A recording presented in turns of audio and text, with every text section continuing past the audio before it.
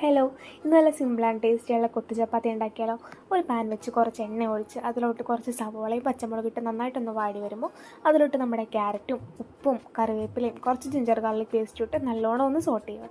ഇന്ന് ഇതിലോട്ട് നമ്മൾ കുറച്ച് തക്കാളി ഇട്ട് കൊടുക്കുന്നുണ്ട്. ടൊമാറ്റോ സോസ് ഒഴിക്കുന്നതുകൊണ്ട് കുറച്ച് തക്കാളി ഇട്ട് കൊടുക്കുന്നുള്ളൂ കേട്ടോ.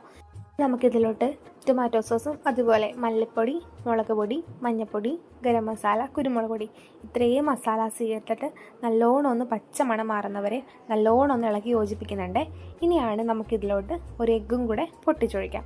ഒരു എഗ്ഗ് നല്ലോണം പൊട്ടിച്ചൊഴിച്ച് ആ മസാലയായിട്ട് മിക്സ് ആവുന്നവരെ ഇളക്കി നല്ലോണം യോജിപ്പിക്കാം.